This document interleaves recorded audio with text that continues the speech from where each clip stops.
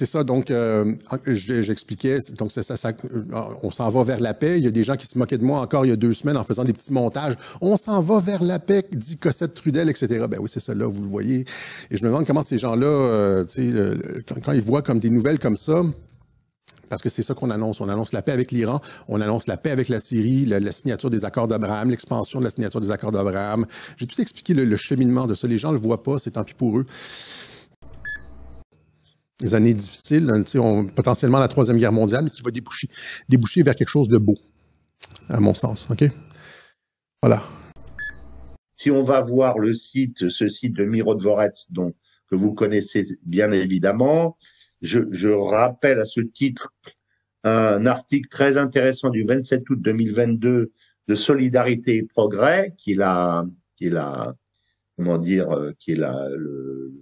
plateforme de Monsieur Cheminade, que depuis 2014, il y a des milliers de personnes qui ont été citées. Je rappelle, ce site est une plateforme collaborative où on peut mettre tous les ennemis de l'Ukraine, et puis après, vous allez pêcher là-dedans ceux que vous voulez assassiner.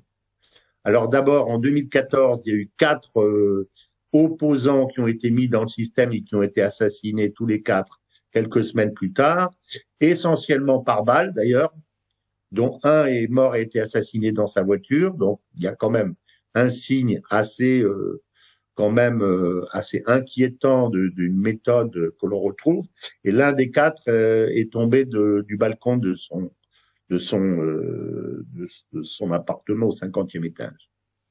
Donc, mais les autres ont été assassinés par balle. Et donc, dans ce site, il y a une dizaine de Français, dont Jacques Cheminade, Thierry Mariani, Nicolas Dupont-Aignan, Marine Le Pen, Dimitri de Kochko, semble-t-il, que j'ai pas vu, et Éric Denessé. Donc, il fait partie de la liste des, entre guillemets, des ennemis de l'Ukraine. Il faisait partie des ennemis de l'Ukraine qui étaient sur cette liste, qui est un scandale absolu, mais que personne, pour l'instant, semble-t-il, n'a supprimé. Vous appréciez cette émission? Alors aidez Radio Courtoisie à en produire d'autres, en indépendance totale. Rendez-vous sur soutenir.radiocourtoisie.fr. Merci d'avance. Il y a ce problème de répartition des intérêts financiers, territoriaux et énergétiques pour finaliser cette gouvernance mondiale. Et là, il se tire dans les pattes. Et ne pas oublier aussi, et c'est la chose la plus dure à comprendre, et la plus terrible aussi à admettre, c'est que le mondialisme passe par un sacrifice humain. Parce que chez certaines factions oligarchiques, le sacrifice humain est l'offrande la plus délicate pour permettre de passer d'un monde ancien à un monde nouveau. C'est eux-mêmes qui le disent, hein. Je ne fais que rapporter avec les sources, évidemment. Donc, on vit une sale époque. Mais une chose, c'est que dans le cas de la France, évidemment, je suis pour la sortie de l'Union européenne, ça va de soi. Mais en fait, ce que les gens ne comprennent pas, et la dissidence en particulier, c'est que ce qu'il faut faire disparaître, c'est la racine du mal. Et la racine du mal, ce sont les principes de 1789. L'Union européenne n'est que le fruit des principes de 89. De la Révolution française. De la Révolution française. Et lorsque vous avez des personnes qui prônent le fait de quitter l'Union européenne, je suis tout à fait d'accord.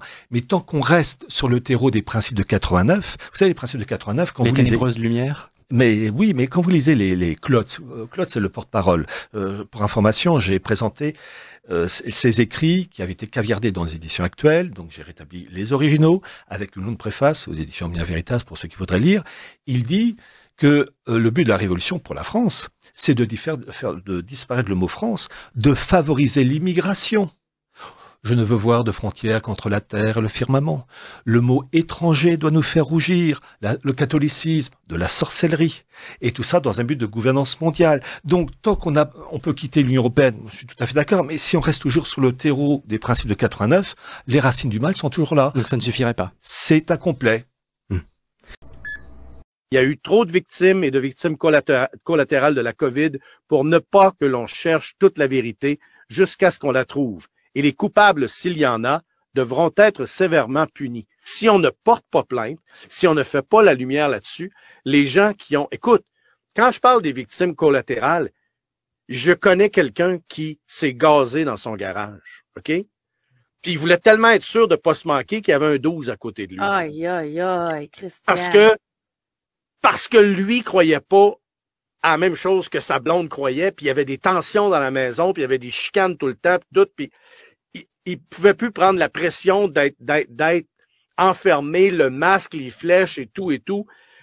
Parce que c'est dur, parce que les gens qui sont comme nous, qui l'ont vu que c'était une arnaque, quand tu es obligé quand tu es obligé de respecter les règles qui sont mises en place, puis que tu sais que c'est une arnaque, c'est encore plus dur que ceux qui l'ont cru. Parce que quand tu l'as cru que ça allait sauver ta vie puis sauver la vie de ta famille, tu fais ça avec le sourire aux lèvres. OK? C'est ça la différence entre ceux qui l'ont catché et ceux qui ne l'ont pas catché. Ceux qui étaient sûrs que le gouvernement avait raison puis que le vaccin allait les sauver sont allés avec le sourire aux lèvres se faire vacciner. Ils sont allés avec le sourire aux lèvres regarder de quel bord allaient les flèches chez IGA, puis ils mettaient leur masque, puis 2 masques, puis 3 masques, puis ils étaient heureux de le faire. Nous, par contre, on était en sacrament parce qu'on savait qu'un vaccin, ça peut pas être effectif s'il n'y a pas eu des tests dessus pendant des années. Pas pendant des jours, des semaines, des années, un virus. C'est ça que dénonçait Robert F. Kennedy, d'ailleurs. Mais pas rien que lui, pas juste lui, plusieurs. Ouais. Et ce qui nous faisait, ce qui est encore plus, c'est de voir que tous les scientifiques qui parlaient en ce sens-là, comme Raoult, entre autres, il se faisait étaient mis à l'index. Complotiste. Il était mis à l'index. Puis il nous disait, faut croire la science. Mais oui, mais sacrément, c'est des scientifiques, vous les croyez pas. Donc, faut croire la science qui parle comme eux autres le même langage. C'est ça qui me désole le plus de la gauche, c'est de ne jamais laisser les autres parler si ils n'ont pas le même discours qu'eux. Et là, on en a la preuve. Puis quand on s'est fait insulter pendant des années de caves, de complotistes, d'édentés, puis que là, on a la preuve qu'on avait raison, on se fait dire « ferme ta gueule puis regarde vers le futur ». Mais êtes-vous malade dans la tête? Vous avez respecté tout ce qu'il y avait à respecter pendant des années, pas des mois, des années. Puis là, on a la preuve que vous l'avez fait pour rien, qu'ils vous ont manipulé, puis vous nous dites comme Rachid Badouri « ferme ta gueule ». J'aimerais tellement ça avoir Rachid Badouri avec moi pour lui parler 5 minutes, pour qu'il m'explique ça. Et plein d'autres comme ça, des génies de l'île des génies de Montréal, là, qui viennent nous dire qu'il faut regarder par en avant à cette heure, puis non, c'est pas grave ce qui s'est passé. C'est incroyable ce qui s'est passé. C'est du jamais vu sur la planète ce qui s'est passé. Il faudrait balayer ça en dessous du tapis. Mais je m'excuse, mais les grands malades mentaux, c'est vous autres. L'attaque israélienne est illégale. C'est une violation grossière du droit international. C'est tout. Et que les Européens, dans ce monde de fauves, de bêtes féroces, de guerre dans laquelle nous vivons, nous devrions être les premiers à dénoncer les violations du droit international. Sinon, le monde sera une jungle. Et nous, les Européens, nous sommes les herbivores. Nous n'avons aucun... Y compris contre le régime des mollahs, atroce, abominable. Vous savez, là, ce raisonnement, c'est celui qui a été tenu contre Saddam Hussein en 2003. Il était abominable, donc il fallait le renverser, donc on n'avait rien à faire du droit international. On a vu ce que ça a coûté 1 million de morts à l'Irak, et l'Irak est toujours déstabilisé. Donc, oui, je crois que nous avons un intérêt à rappeler la loi, nous les Européens, et je crains que nous soyons en train de l'oublier en ce moment. Nous l'avons oublié à Gaza, nous sommes en train de l'oublier également en Iran. Un représentant du Likoud en France, membre de la Fédération des sionistes de France, il se présente aujourd'hui comme membre d'une association antiraciste. Alex Moïse s'était plaint à la police de recevoir des messages et des menaces antisémites sur son téléphone portable. La police a fait une enquête, a découvert que c'était Alex Moïse lui-même qui s'appelait sur son propre portable. Il a été condamné d'ailleurs à 2 mois de prison avec sursis pour ça, pour se faire des menaces antisémites.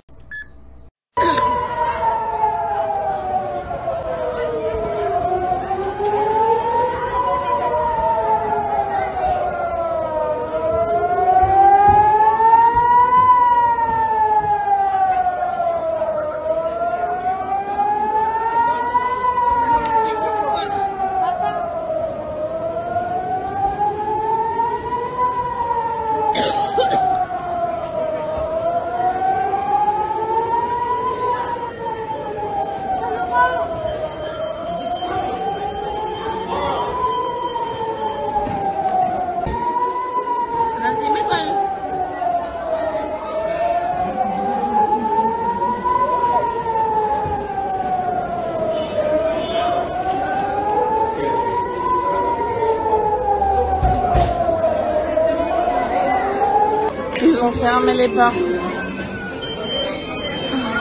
Oh mon Dieu, la peur. N'ayez pas peur, n'ayez pas peur, on a entendu un boom. Il y a un boom, il y a la fumée. Voilà, on a entendu un boom et on voit. Oh mon Dieu. Maman. Oh là, tu vas angoisser maman.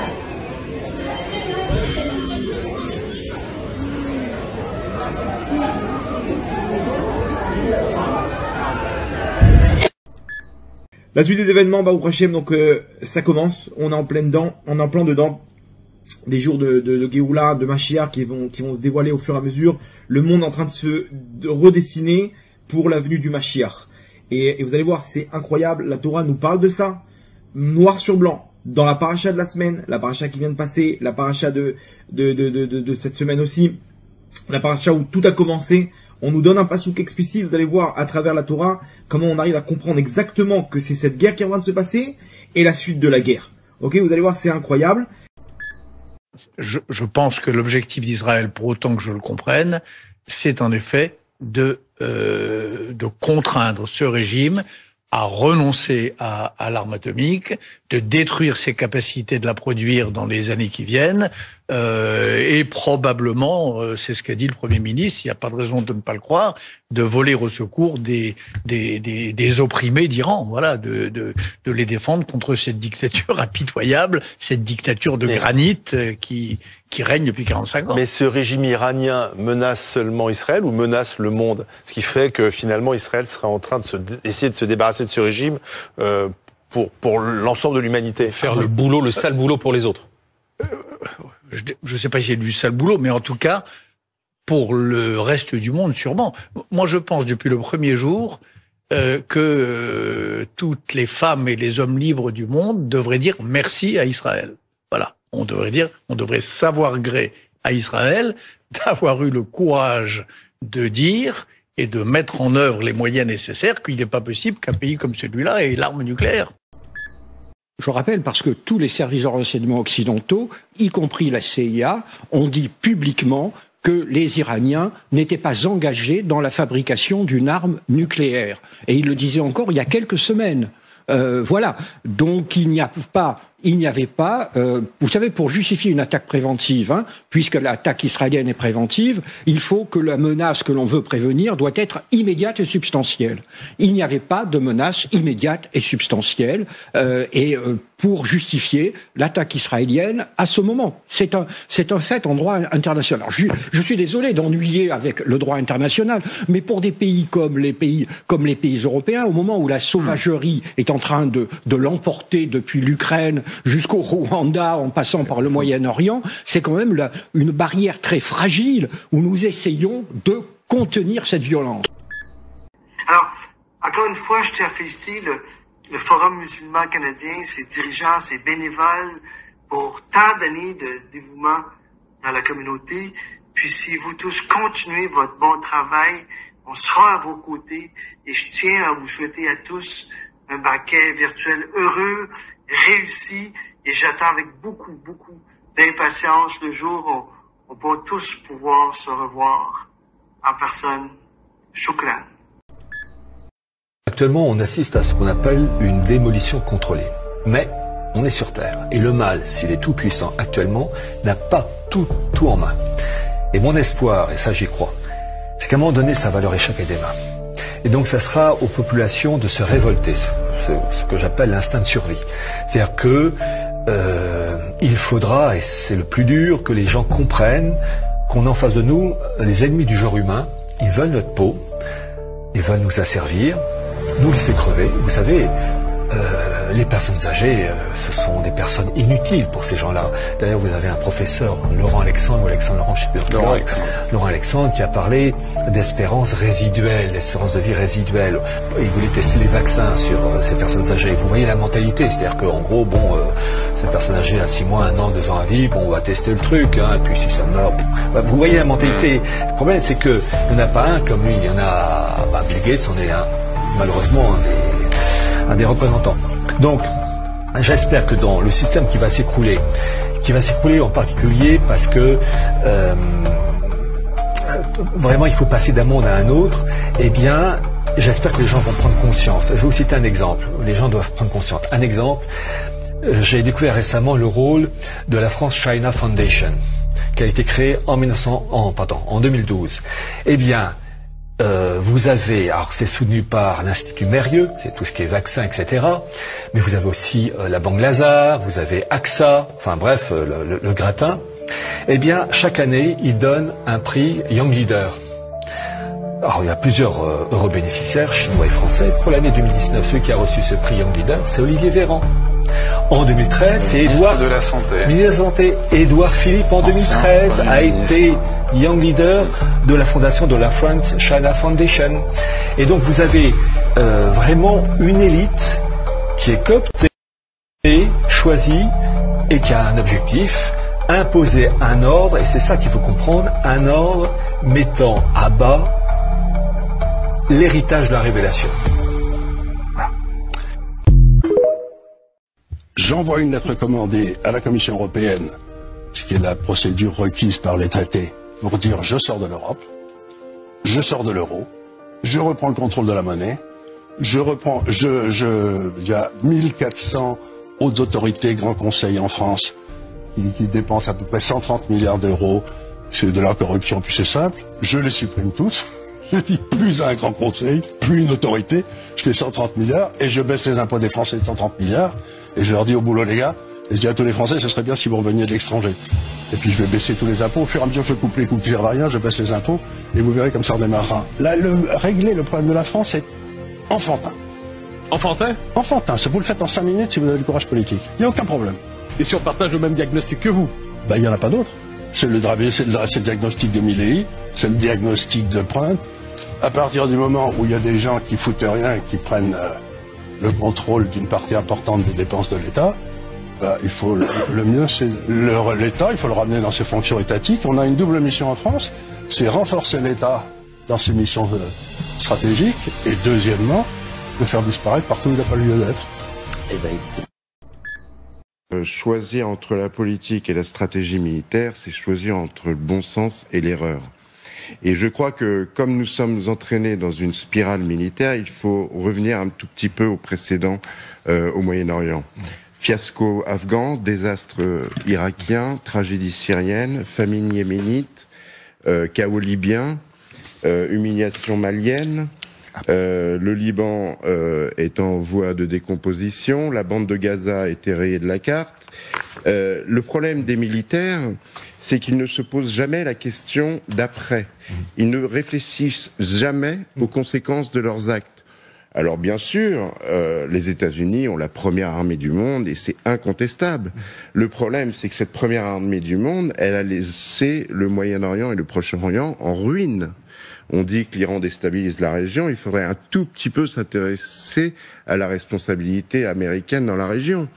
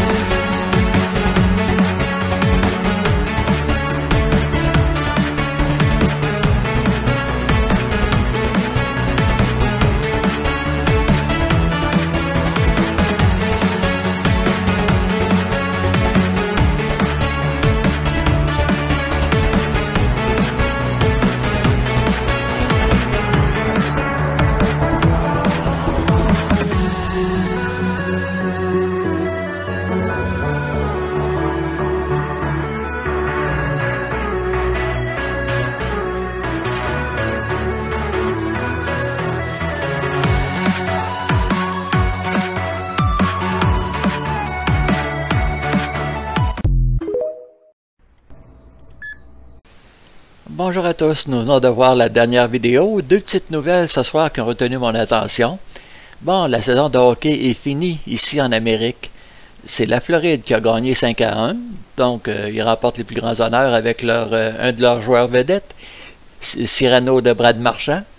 Évidemment, c'est pas son vrai nom. Son vrai nom, c'est Brad Marchand. Mais chaque fois que je le vois de profil, il me fait penser à quelqu'un. Eh oui, Cyrano de Bergerac. C'est pareil. Coupez les cheveux à Cyrano de Bergerac, mettez-lui un casque de hockey, et c'est Brad Marchand tout craché. C'était la section humour. Plus sérieusement, je suis en train de visionner une vidéo qui est en ligne actuellement. C'est un live. Isabelle et Stéphane Gay, Isabelle du blog Conscience du Peuple, est-ce qu'on se dirige vers la Troisième Guerre mondiale, oui ou non? On a des réponses avec cette vidéo-là. En résumé, j'aime pas beaucoup l'expression Troisième Guerre mondiale. J'aime mieux utiliser l'expression guerre de grande envergure. Et voici pourquoi. Si jamais ça se produit, si jamais Alexis a raison, si jamais on a une Troisième Guerre mondiale, ça sera pas fort partout. Je veux dire, tout le continent sud-américain, le continent africain, l'Indonésie, etc. Beaucoup de pays seront beaucoup moins endommagés que d'autres. Les pays, d'après moi, qui pourraient être les plus endommagés, évidemment, on peut penser à la Russie, la Chine, la Corée du Nord, l'Iran, ainsi que tous les pays membres de l'OTAN et de l'Union européenne. Mon opinion personnelle. Quoi qu'il en soit, je mets le lien si vous voulez voir la vidéo de Isabelle et Stéphane Gay. Très intéressant. Alors voilà, c'est tout pour cette vidéo. Ben Garneau ici qui vous dit merci, portez-vous bien et à la prochaine.